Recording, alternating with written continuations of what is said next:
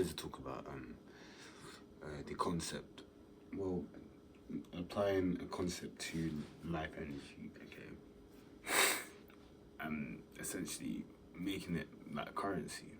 So if we can imagine life energy as currency for a second, yeah, I want you to understand what that means, okay?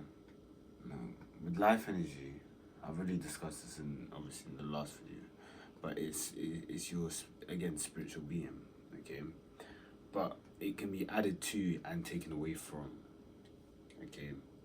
Because again, the life energy, again, even like physically, so we're talking about our bodies and stuff, we know that we have an expiry date physically, so we know that our bodies will expire, of course. But you can tell that our spiritual selves, our conscious part of our mind, doesn't really work that way. It kind of works in reverse. So the more years, the more experience you have, actually the more your consciousness grows.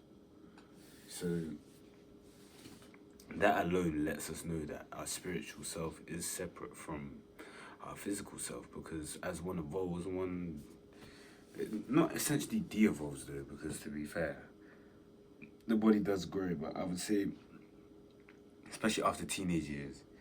But then again, this is why the teenage years is very powerful. And again, I'm going to talk about this in another video, about the importance of the teenage years, because I'll be honest, the teenage and the childhood years are the only time in your life where you see the most, what's the word, like it's the most explosive growth from both physically and spiritually, just everything. It's just growth. It's just growth. You know what I mean? And it's so powerful that it sets the foundations of your life. Like, majority of adults are who they are because of their childhood. That's what I was saying in the other video. It's just so essential. It's so essential. But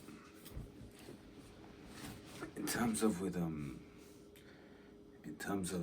I was talking about, in terms of making life energy like currency, okay, we have to understand that this means that you should be wary about who you give your life energy to, okay? You have to imagine, okay, you have to be careful in who you want to give, you know, that to, because it's valuable to you. You have to make it valuable to you.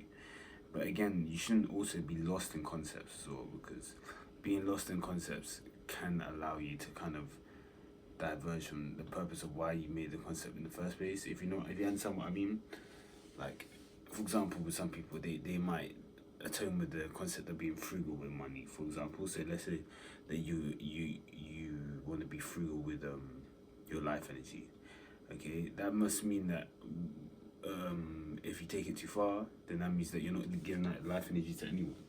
So you're being kind of stagnant. Same way, if you take it too far, you're not giving out your money to anything, so you're stagnant. You might be succeeding, but you're still stagnant.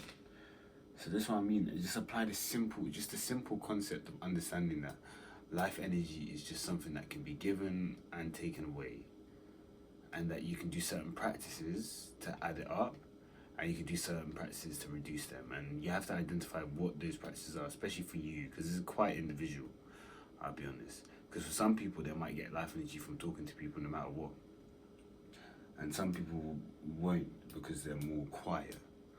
You know what I mean? And I feel like for me, I'd say me personally, I'm more the person that's able to talk. You know what I mean? I've always been able to talk, so I'll definitely say that form for me works, but that might not work for everyone. Now this video was a bit broken down because I had a poo midway, and I don't know how to like add the videos together, but like there's so much more I want to speak about.